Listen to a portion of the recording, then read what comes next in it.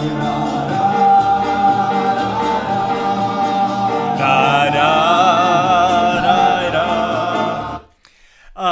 Erev Shabbos to everybody, my good friends, and Purim Katan Sameach, right? Purim Katan. This is Little Purim because this is a leap year, and the Jewish leap year, there are 7 in every 19 years. Pretty tough. You can't just figure it out by your head. You got to check the calendar.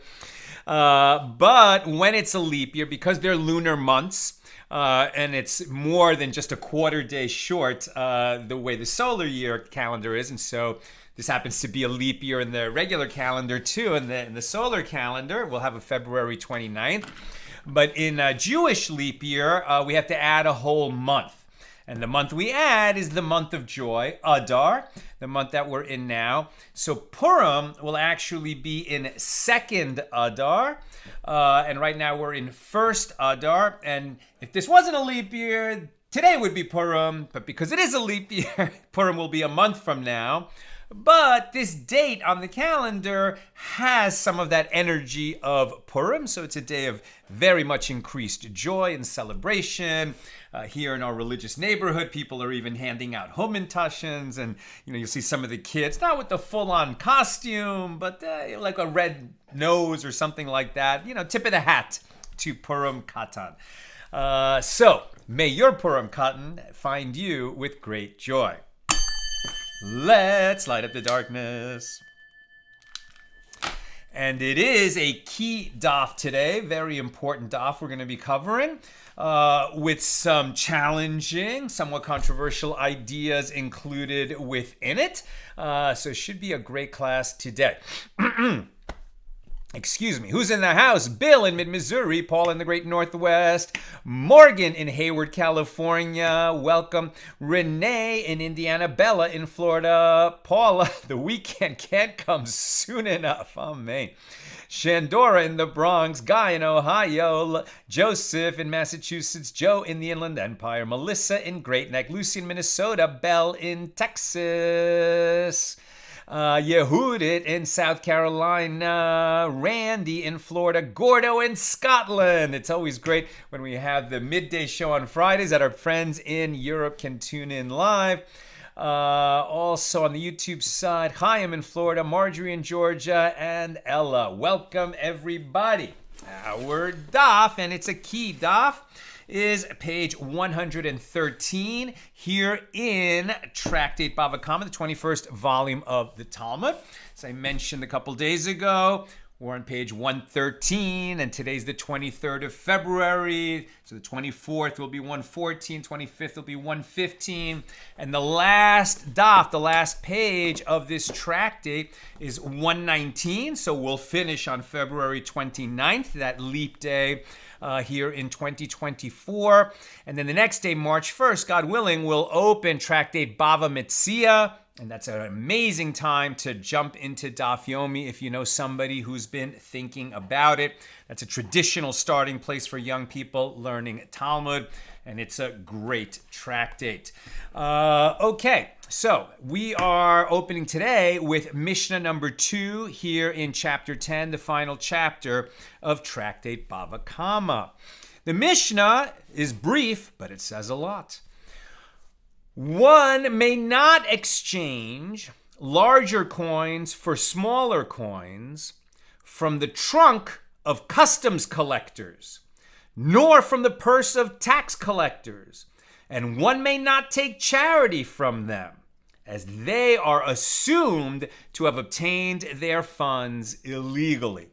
Are we talking about modern day Customs Border Patrol agents? No, we are not. We're talking about in the ancient world, when these were often very unsavory people who were appointed to these jobs. And we're not really talking about the king's legal representatives, the official tax collectors. We're talking about unsavory tax collectors, either self-appointed tax collectors, which are just complete out-and-out robbers, or even if they have the mantle of authority, but their mandate is, well, collect as much as you want as long as you turn over a certain amount to the king. God help us if we lived in such places and such countries now. Sadly, I mean, there certainly are corrupt jurisdictions in the world.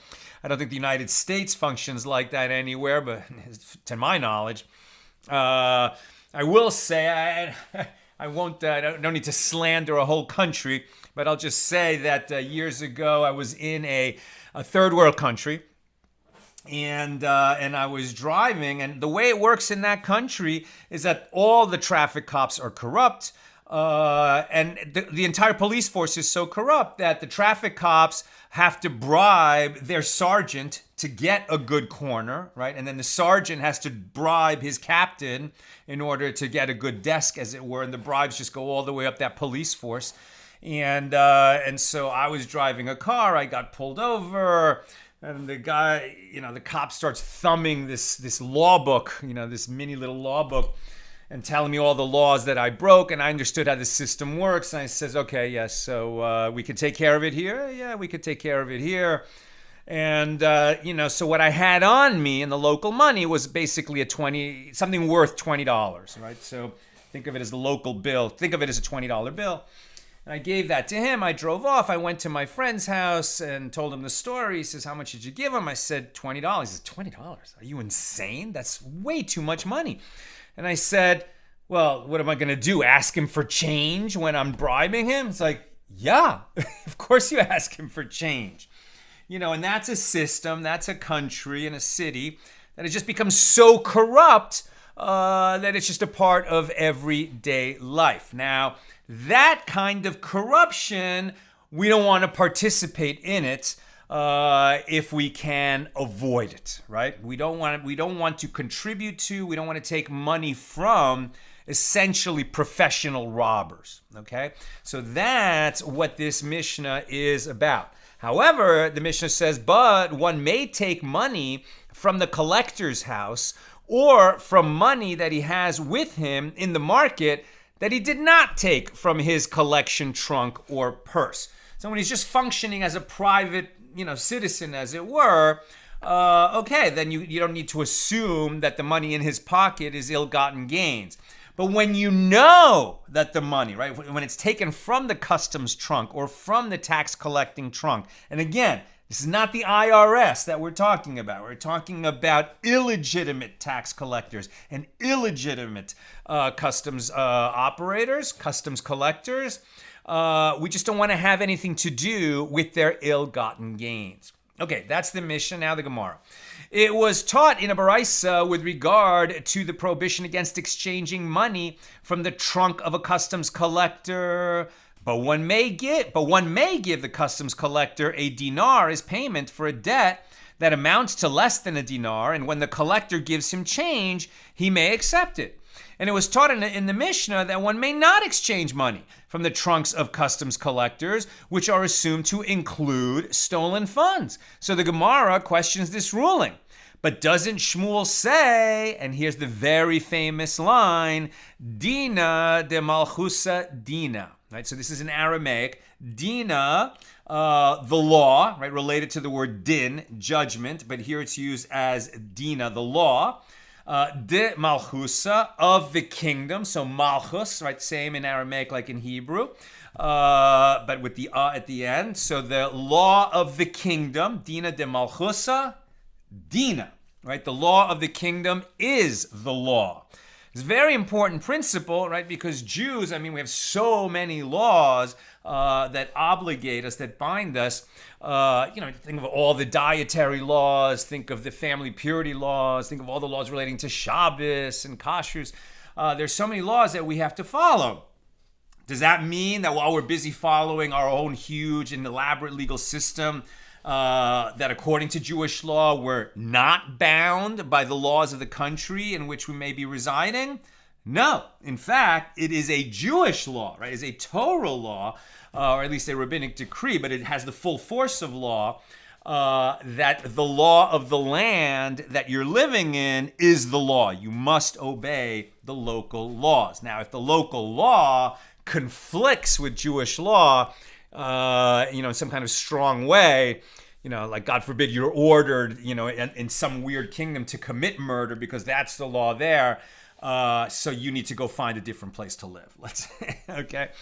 So the Gemara questions this ruling, but doesn't Shmuel say that Dina de Malchus Dina, that the law of the kingdom is the law, meaning that halacha, right, Jewish halakha, Jewish law, the full force of it requires Jews to obey the laws of the state in which they live. So accordingly, the customs are collected legally, and it should be permitted to make use of the funds. So what's the story? The Gemara answers, Rabbi Hanina bar Kahana said that Shmuel says the Mishna is discussing a customs collector who does not have a limitation placed by the governor on the amount that he may collect. And he collects as he pleases, right? So this is a robber functioning under the color of authority. You understand? He's been authorized by this corrupt government, but he himself is pulling in as much as he wants, right? He's got to turn over a certain amount to the governor, but he can collect as much as he wants, and you can see what kind of abuse of power that would lead to. And we don't want anything to do with him. Alternatively, the sages of the school of Rabbi Yanai said the Mishna is discussing a customs collector who stands on his own, i.e. he was not appointed by the government, but on his own, he forces people to give him money. Right? This is a highway bandit who says, none shall pass unless you pay me the tax. Who appointed you to collect the tax? Me and my Smith & Wesson, right? Me and my sword. Of course, that's a robber. Now, the Gemara notes there are those who teach the statements of Rabbi Hanina bar Kahana and the sages of the school of Rabbi Yanai with regard to this following Mishnah, tractate Kilayim, and its attendant discussion, that the customs collectors would not levy a duty for the garments one was wearing. In light of this, the Mishnah teaches, right? So in other words, that there were places where these corrupt customs agents would make you pay for any garments that you were carrying, right? So especially, if you're a salesman selling garments, big problem. But sometimes they would even just, charge a levy, charge you a tax on the clothes in your suitcase, right? Whatever garments you were carrying, but not on the ones you were wearing. Okay, so now, you can imagine that people, when they come past one of these kinds of customs agents, any clothes that they were carrying, they would put them on, right? Since there was no tax on what they were wearing, only on what they were carrying. When does this become a halakhically interesting issue, a halakhically challenging issue, is if by putting on a garment, you're going to violate the prohibition on shaatnetz, of wearing wool and linen together. So now we said it's prohibited to have interaction with these people, right? And you don't want to have to pay them the customs. But are you allowed to violate the prohibition on wearing wool and linen together? That's one of those chukim in the Torah. We'd understand why God said that, but Jews are not allowed to wear wool and linen together. So are you allowed to violate that prohibition in order to not have to pay this corrupt customs collector his levy? So what do we do? So the customs collectors would not levy a duty for the garments one was wearing. In light of this, the Mishnah teaches a person may not wear a garment made of diverse kinds, meaning shaatnetz, a combination of wool and linen, even if he wears it on top of 10 garments in order to avoid paying customs. And it was noted that this Mishnah is not in accordance with the opinion of Rabbi Akiva.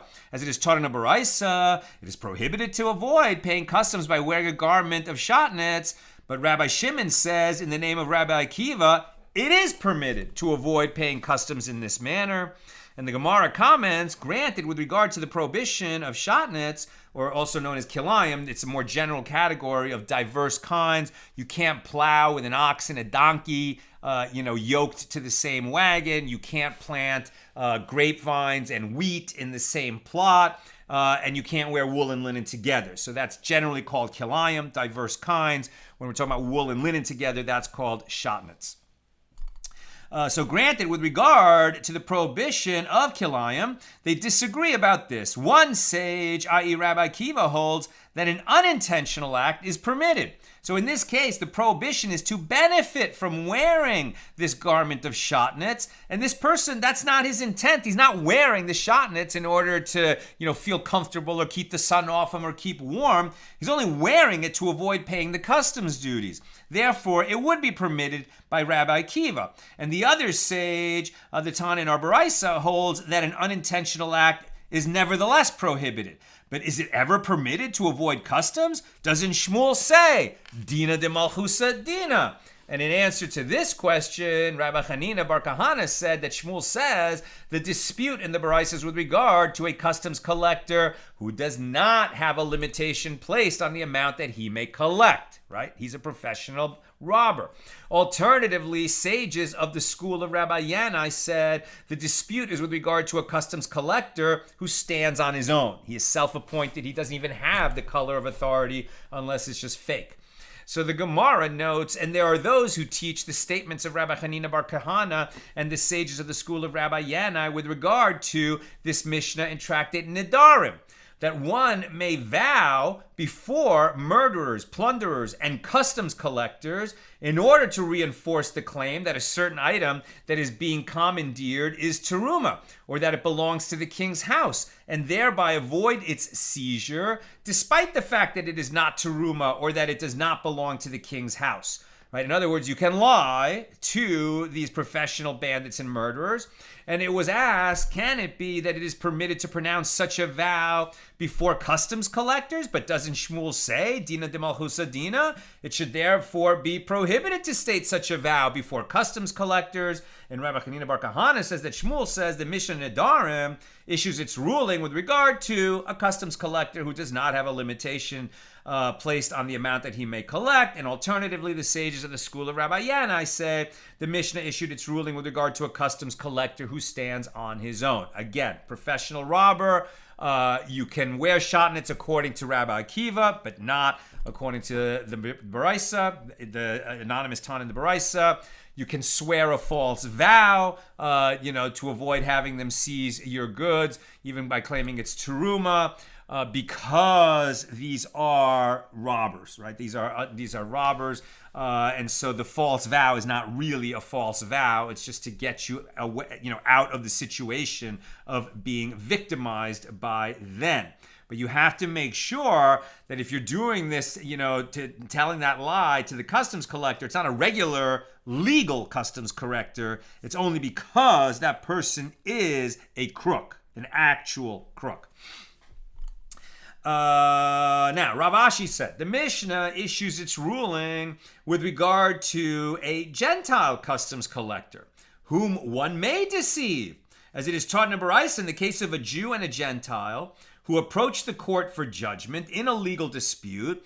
If you can vindicate the Jew under Jewish law, vindicate him, and say to the Gentile, this is our law. If he can be vindicated under Gentile law, vindicate him, and say to the Gentile, this is your law. And if it is not possible to vindicate him under either system of law, one approaches the case circuitously, seeking a justification to vindicate the law. And this is the statement of Rabbi Yishmael. So if you stopped right there, it would sound like, oh, wow. The Talmud says that Jews can trick Gentiles. And if you bring them to our court system, they're always going to lose because the judges are always going to be biased in favor of the Jews. And they'll, sort of work their magic, as it were, and finding, whatever application of the law is going to favor the Jew. So you would think that's what the Talmud says if you took it out of context. And many Jew haters will, selectively pick, or they won't even look through the Talmud. They'll just, inherit the selective pluckings of areas from the Talmud that earlier Jew haters have selected. But if you read the next line, you will find Rabbi Akiva disagrees and says, one does not approach the case circuitously in order to vindicate the Jew. Why? Due to Kiddush Hashem, the sanctification of God's name, as God's name will be desecrated if the Jewish judge employs dishonest means. Of course, we have some kind of a favorability toward members of our own family, toward members of our own tribe, and we'll try to help them if we can. But when it comes to applying a legal system, no, we apply it equally to Jews and non-Jews. There are laws that apply to Jews that don't apply to non-Jews, and we're going to have to obey the law. But we will not show favoritism to Jews over non-Jews, because that would desecrate God's name. And sanctifying the name, this phrase, very important phrase, Kiddush Hashem, sanctifying the name, meaning that when a Jew is in some kind of a public space and he's visibly identified as a Jew, okay, so he's like flying the colors, as it were, and he has to behave extra righteously, right? As a representative of the Jewish people, a visible representative, he's got to conduct himself in a righteous manner. And so even if there was such a legal loophole, we would always balance that against the needs of Kiddush Hashem, and we would act accordingly. The Gemara infers from this Baraisa, and even according to Rabbi Akiva, the reason the court does not employ that stratagem in order to vindicate the Jew is only because there is the consideration of Kiddush Hashem. So consequently, if there is no consideration of Kiddush Hashem, the court does approach the case circuitously. So apparently it is permitted to do this. And the Gemara challenges this assertion. But is robbery from a Gentile permitted? Isn't it taught in a Baraisa that Rabbi Shimon said that Rabbi Akiva taught this matter when he came from Zephirin, from where it is derived, that it is prohibited to rob a Gentile? And it is from the fact that the verse states with regard to a Jew who has been sold as a slave to a Gentile, after he is sold, he may be redeemed. Redeemed, right? So thank God slavery doesn't exist in the world anymore. I mean, it does. I mean, there's all kinds of trafficking rings, but of course it's illegal. So legal slavery doesn't exist in the world. It hasn't for a long time. Thank God. When it did, okay, so if the Gentiles got a hold of a Jew, like, for example, when Joseph's brothers, committed the great, great sin of selling Joseph into slavery. So you might have thought that, if this happened in later centuries when there was a Jewish population, I mean, back then they were the Jewish population, just the sons of Jacob and their wives and families. But centuries later, when there was a Jewish population, so if a Jew was sold into slavery, now by Gentiles, you might think, well, if the Jewish army was strong enough, they could just go and seize their brother and bring him home. And the law teaches in the Torah, no, you can't do that. You have to redeem the slave, your brother who has been sold into slavery, meaning you can't just take him by force, which would be tantamount to robbery. You have to buy him out of slavery. You have to do it legally. Now we're on 113b, and this indicates that one should not take a Hebrew slave by force and thereby allow him to leave the Gentile's jurisdiction. Rather, the Jew must be freed by legal means. Now, one might have thought that it is permitted to deceive his owner in order to free the Jew. Therefore, the verse states, and he shall reckon with him that bought him. That's Leviticus 25:50. The previous verse was Leviticus 25:48 that we quoted. And this is in order to teach that one must be precise in the financial dealings with the purchaser of a Hebrew slave, and one must pay him the appropriate sum without employing any form of deception. And this indicates that it is prohibited to steal from a Gentile by Torah law.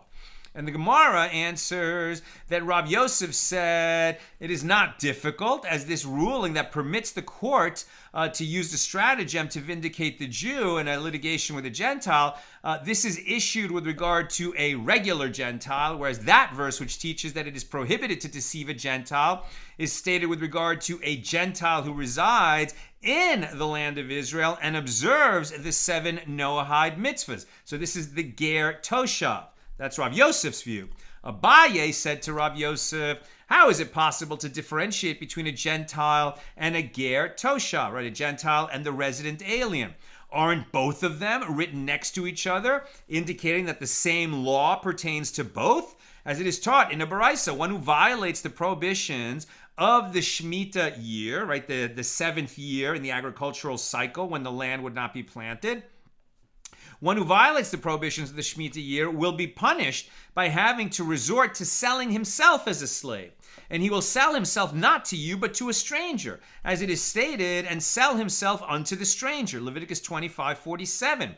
And not to a stranger who is a convert, but to a ger toshav, the resident alien, as it is stated, and sell himself unto the stranger who is a settler, right? The resident alien, meaning the non-Jew who lives in the land of Israel when the Jews have sovereignty there, right? So now there is a state of Israel, but this is really referring to ancient times before, we lost sovereignty at the destruction of the first temple. Now the verse continues and states, or to the offshoot of a stranger's family. Now, when it says a stranger's family, this is referring to Gentile family members of a ger toshav who are idolaters, right? They're not Noahites. They haven't committed to follow the Noahide laws. And when it says, or to the offshoot, this is referring to a Jew who is sold to idol worship, i.e. to work in a temple dedicated to idolatry. And since it is subsequently stated, he shall reckon with him that bought him, it is apparent that this reckoning applies equally to each of the above, including the Gentile. And this contradicts Rav Yosef's answer. There is no distinction in how you're going to apply the law, whether the Gentile resides in a sovereign land of Israel or somewhere else. You have to treat him the same as the Jew under Jewish law in terms of receiving fair judgment. There are laws that apply to Jews that don't apply to Gentiles, but in terms of receiving fair judgment from the court, all must be treated fairly. So rather, Rava said, no, it is not difficult because here in the case of the slave, the law is stated with regard to an actual act of robbery committed against a Gentile. But there, in the case of the Baraisa, where it would be permitted to employ that stratagem, if not for desecration of God's name, the law is stated with regard to abrogating his loan. So abrogating a loan owed to a Gentile is permitted because it does not actually entail taking money. So Rava is trying to say, well, maybe when it comes to loans, the Gentiles are not going to receive the same fair treatment.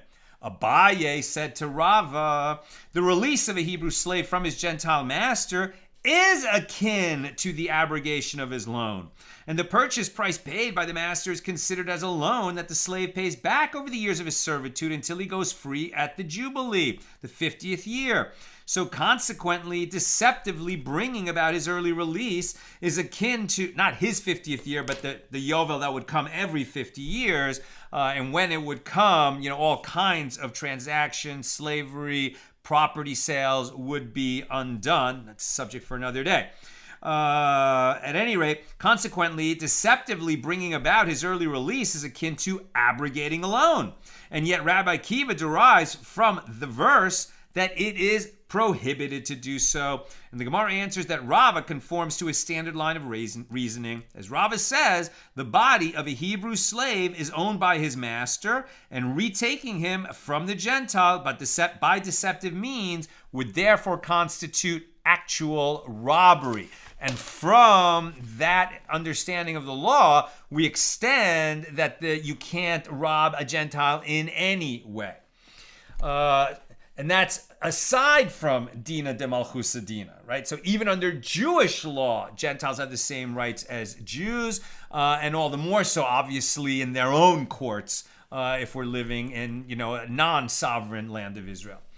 So the Gemara cites another statement related to stealing from a Gentile. So Rabbi Bar Gidl says that Rabbi Shimon Chasida says it is prohibited to rob a Gentile, but it is permitted to retain his lost item, i.e., one is not required to return it to him. Now, here you might think, okay, well, this is not, like, you don't have under American law that if you find property in the street, that you are now obligated to hold on to that property and to make every effort to find its legal owner and get it back to him and to safeguard it until you return the lost item. You might say it's a moral, ethical thing to do, and you should certainly do it, but the law doesn't require it, right? And Torah law does require that. So you might say, well, okay, I mean, if we understand that Jews are all descendants, right, of Jacob, even Jews by choice who sort of joined the tribe have joined the family. It's like they've been adopted into the family. And you can understand that you would have a greater obligation toward members of your family than you would to strangers. So maybe this one isn't so bad, that you have obligation to return lost items, that you are a custodian of that lost item until you return it. And you're not going to have that same legal obligation to non-Jews. Is that the case? Let's see. Let's read on. So you might have thought, right? Rabbi Bar Gidl says that Rabbi Shimon Chassidus says it is prohibited to rob a Gentile, but it is permitted to retain his lost item, i.e. one is not required to return it to him. So the Gemara examines the basis for each of these rulings. It is prohibited to rob a Gentile, as Rav Huna says. From where is it derived that it is prohibited to rob a Gentile? It is derived from a verse that, as it is stated, and you shall consume all the peoples that the Lord your God shall deliver unto you, indicating that it is permitted to consume the other nation's property only when they are delivered into your hand, i.e. in times of war, but not when they are not delivered into your hand, which is all the rest of the time. It is permitted to retain his lost item, as Rav Kamma Bar Guria says that Rav says, from where is it derived that it is permitted to retain, right, to keep the lost item of a Gentile? It is derived from a verse, as it is stated with regard to the mitzvah of returning a lost item, with every lost thing of your brothers, Deuteronomy 22:3, indicating that it is only to your brother that you return a lost item, but you do not have to return it to a non-Jew. But the Gemara questions this derivation, but say that this applies only where the item has not yet come into the Jew's hand, as he is not obligated to pursue it in an effort to find the lost item and return it. Right? In other words, like if you see it lying in the street and you don't pick it up, okay, I just walk past. I don't want to get into the hassle of having to hold the lost item, announce that I have found the lost item, advertise that I have the lost item, try to find the owner of the lost item. If it's an animal, I have to feed it and take care of it until I can find the owner and return it to him. So maybe I can just leave it there, right? But actually, if it's a lost item that belongs to a Jew, you have this obligation to pick it up and to return it, right? It's a mitzvah that you fulfill. So maybe, once it's in your hand, you have to return it to the Gentile just like you have to return it to the Jew, but you don't actually have to pick it up. You could just walk past it. Right? So, but say that this applies only where the item has not yet come into the Jew's hand, as he is not obligated to pursue it in an effort to find the lost item and return it. But in a case where the item had already come into his hand, then say he must return it to the Gentile. And the Gemara answers that Ravina said, it is understood from the verse itself, as it states, and so shall you do with every lost thing of your brothers, which he has lost and you have found, which indicates that the verse refers even to an item that has already come into one's hand. It is taught in a brisa that Rabbi Pinchas ben Yair says, in a case where there is a concern that retaining the article lost by a Gentile will result in desecration of God's name, it is prohibited even to keep the Gentile's lost item. Again, this would make Jews look bad, so it's prohibited, lest you desecrate God's name, lest you make a chilul Hashem, which is the opposite of kiddush Hashem, you must return the item. And the Gemara adds, Shmuel says that it is permitted to financially benefit from a business error of a Gentile, i.e. it need not be returned. And the Gemara notes that this is like that incident where Shmuel purchased a golden bowl called a lakna from a Gentile in exchange, bemar, for the price of an iron bowl, which was 4 dinars, and Shmuel included 1 additional dinar in the payment so that the Gentile would get something, and not even though he didn't realize that he should have got more. And the Gemara relates another incident. Rav Kahana purchased 120 barrels from a Gentile for the price of 100 barrels, and he included 1 additional dinar in the payment. And Rav Kahana said to him, take note that I'm relying upon you to check that the transaction has been carried out properly. And the guy didn't. So the Gemara records a third episode. Ravina and a Gentile purchased a palm tree together in order to chop it up and split the wood between them. And Ravina said to his attendant, hurry and precede the Gentile so that you can bring my share of the wood from the trunk of the tree, which is thicker than the upper part of the tree, as this other guy knows only the number of logs that he is due to receive and will not realize that you are taking thicker pieces. And the Gemara relates a final anecdote. Rav Ashi was traveling on the road and he saw a bunch of grapevine in an orchard and there were clusters of grapes hanging on it. And he said to the attendant, go see to whom these clusters belong. If they are owned by a Gentile, bring some to me. But if they're owned by a Jew, do not bring me any. And a certain Gentile who was sitting in the orchard overheard Rav Ashi's instructions, and the Gentile said to him, is it permitted to steal the property of a Gentile? And Rav Ashi said to him, a Gentile takes money for his grapes, and I intended to pay for them. But a Jew does not take money for his grapes, and I did not want to take them without paying for them. So meaning, you cannot rob, you cannot retain the lost item, you cannot desecrate God's name by treating the Gentiles unfairly. But, would Jews rather do business with other Jews? Who was telling me this? A non-Jew. And he was saying it as a compliment. He's like, something that has stood your people well over the centuries is that when one Jew makes money, a bunch of Jews make money, right? Because Jews will tend to, find other Jewish businesses to frequent. Often because we have to, right? I mean, in other words, like, who's going to kosher restaurants? We're going to kosher restaurants, and if we don't go to the kosher restaurants, they're going to go out of business because, kosher supervision costs extra money. So if you're a Jew, you should try, patronize Jewish businesses, right? And that's good practice. And it's because you have an extra duty to the members of your family, the members of your tribe. And I would say that's a recommended practice for everybody. It's like sometimes we try to, pasteurize, as it were, society and say that everyone is exactly the same and everyone is exactly the same in every way and everybody should end up looking and feeling and talking exactly the same. I don't like that melting pot analogy. I love the analogy of a salad, right? Our society is a salad and we can retain our differences. We should keep up our traditions. Jews, keep up Jewish traditions and do business with other Jews when possible. Italians do the same thing. People from Mexico do the same thing. Whatever your group is, keep your traditions alive, help each other out, and how everybody moves forward that way. Next subject. The Gemara relates to the matter of civil law itself. So Shmuel says, Dina de Malchusa Dina, the law of the kingdom is the law. And the halakhic principle is that Jews must obey the laws of the state in which they reside.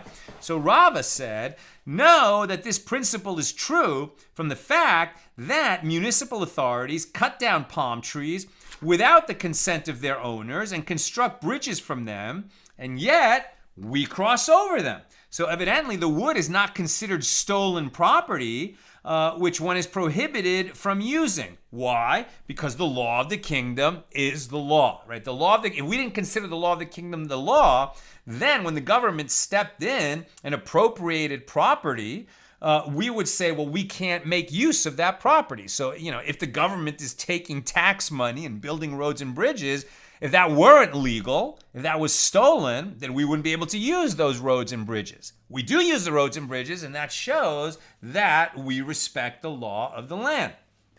So Abaye said to Rava, well, perhaps the reason the bridges may be used is because their owners despaired of retrieving them, and not because the law of the kingdom is the law. Rava said to Abaye, if not for the fact that Dina de Malchusa Dina, how would the despair of the owners of the trees allow us to use the bridges? The fact that the owners have despaired of retrieving their wood does not affect the transfer of property, and it therefore still belongs to them. And the Gemara questions Rava's understanding, but the municipal authorities do not act as the king said. The king said, go and cut down a bit of wood from all the valleys in the area so that each individual loses only a small amount of wood. The The municipal authorities, however, disobey the king and go and cut down all the wood needed for the bridge from one valley.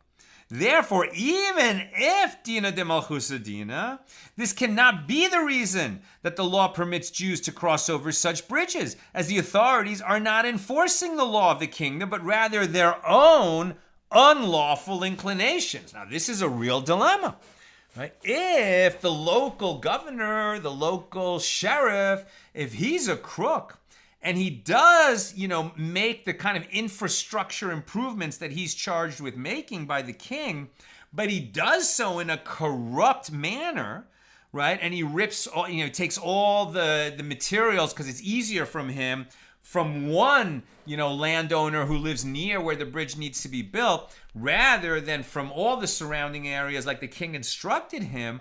Well, then that bridge is built out of stolen property. So how can we cross over that bridge? Aren't we then making use of that stolen property, benefiting from a crime? And the Gemara answers, an agent of a king is like the king himself, and he is not expected to trouble himself to collect wood proportionally from each valley. That's our interpretation. He should collect it from all the different landowners nearby. The king authorized him to just get the wood. So when he got the wood from one place, that was with the color of authority. They, the owners of the land where the wood is cut, cause themselves a loss, as they should collect compensation from all the other residents of the valley and take money from them for this purpose. Since the landowners whose wood was used have permission to collect compensation from all the residents in the area, the authorities are acting within their rights by confiscating wood from a single location. And I'm almost done. If you have questions or comments, please get them in now.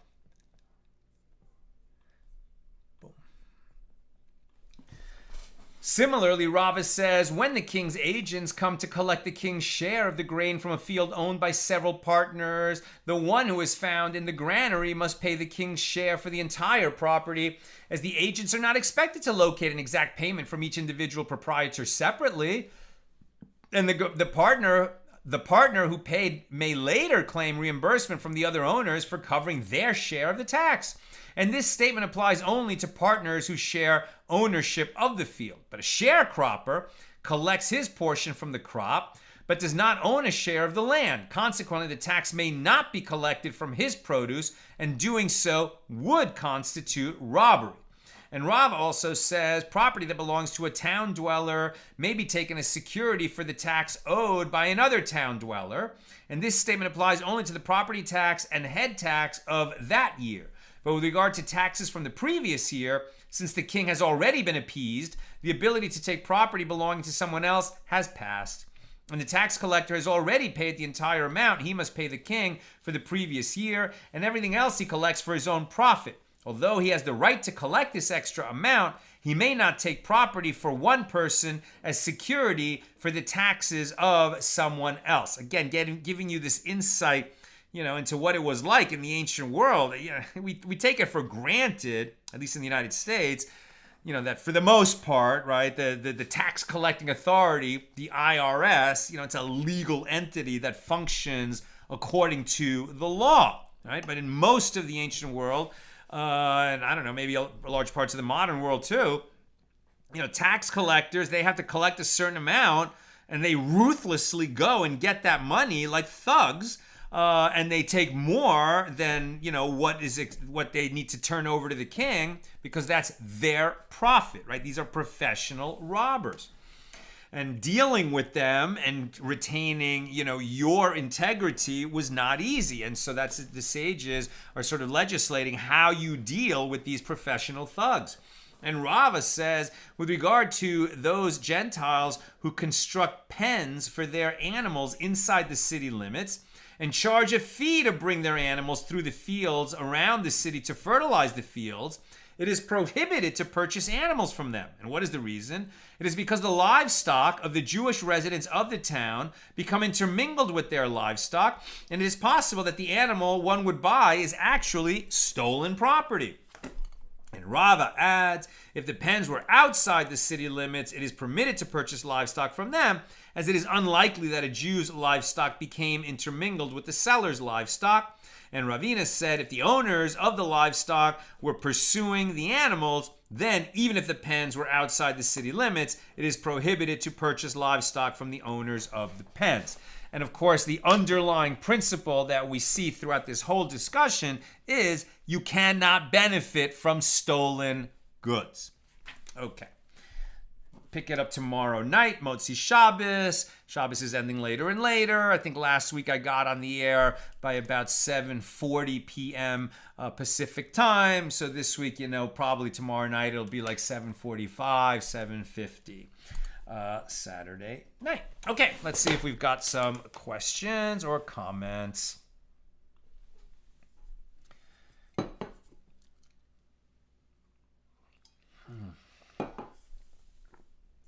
Bill says, alas, this practice is called rent farming, generally, and it's fortunately exceedingly rare today. Formally, informally, it is, as you point out, endemic. Sharon, my cousin in Mexico City calls it giving the local police a little tzedakah. It was Mexico City. Okay, that's where it happened to me, although it was quite a long time ago. And yeah, in Spanish, they say la mordida, right? The little bite that you have to provide to the police. Bell, years ago, my family was helping to support impoverished relatives in Russia. And there were changing rules from quarter to quarter as to what could be sent and what taxes would be levied on the recipients as to the kinds of items sent. So we sent loose tea bags and patched clothes that then would be counted as used. And we sent the Cabbage Patch doll to the child in the family, and the Russian agents levied a tax on the dolly diaper. Wow. The rules were always changing. Can you imagine living in that old Soviet Union? It was just so awful in so many different ways. Of course, it led to a lot of Jewish humor. Grim sort of gallows humor, people forced to live under those circumstances. But for instance, there was the joke of somebody said, I need a plumber. When can the plumber come? And the plumber looks at his book and says, I can come in 10 years. 10 years from today? 10 years from today. Oh no, that's when the TV repairman is coming. Joseph, a friend recently asked me a question about tax collectors and thought it was a great question. Would Jewish tax collectors in the land of Israel especially know Torah, or were they assumed to be ignorant and completely apostate? No. First of all, we're talking about different periods, right? Even in ancient Israel, are we talking about when there was a Jewish king over the land? Now then, if so then we're talking about, well, which king, right? Because there were, righteous kings like Hizkiyahu, and there were terribly, idolatrous, wicked kings like Ahab, right? Ahab. So which king are we talking about? And, once we get into the Second Temple period, at times it's a Babylonian, a Persian authority, then later Greek authority, and then of course Roman authority. And it was under Roman authority that the Second Temple was destroyed, and later after the rebellion, the genocide of Jews in the wake of the Bar Kokhba rebellion. So certainly when you're talking about, these foreign rulers levying taxes in the land of Israel, then you have a question, well, who is levying the tax? Sometimes, or usually probably, there were representatives of that foreign king who themselves were foreigners. And sometimes, you had Jews doing that job, collecting taxes from other Jews. So then among those kinds of tax collectors, sometimes you had, Jews who were doing an unsavory job, but because somebody had to do it, much better that a righteous Jew should do it, would take very little for himself, really just a salary. and not abuse the residents of the town. And other times, you had more of a capo type of collaborator who would just, use that opportunity to enrich himself. It's very sad, and this is why the issue that we mentioned earlier today is so important. Kiddush Hashem, sanctifying God's name, versus Chilul Hashem, desecrating God's name, right? So, Jew haters will point to, famous Jewish crooks, including, creators of authoritarian regimes. I mean, communist Soviet Union, some of the architects of that, Karl Marx was a Jew, Trotsky was a Jew, and there were other Jews that ended up creating a system that created tremendous evil and wickedness. And you had, Jewish thieves on Wall Street, and you've had other Jews do terrible things, and of course that's a massive Chilul Hashem. Do they represent the Jewish people? Are all Jews Rashas, right? Wicked people like that? Obviously not. But the Jew haters aren't going to hold up all the examples of the wonderful righteous Jews who have done so much benefit to the world. And I think you can point to any other group, any other ethnic group, national group, religious group, and find among them wicked people and saints and everything in between, right? So I think the thing to remember about Jews is that when you have a publicly wicked Jewish person, not only is he a terrible representative of the Jewish people, but he's violating Jewish law, right? A wicked person is never operating under color of Torah law. That's what I've got for us today, and with God's help, we'll be together again tomorrow night, Saturday night, to continue our journey through Bava Kamma with page 114. Have a great night, good Shabbos, and Purim Katan Sameach. Enjoy this beautiful mini Purim here in the month of first Adar. The regular Purim will be a month from now in second Adar, and we look forward to this and that. Good Shabbos.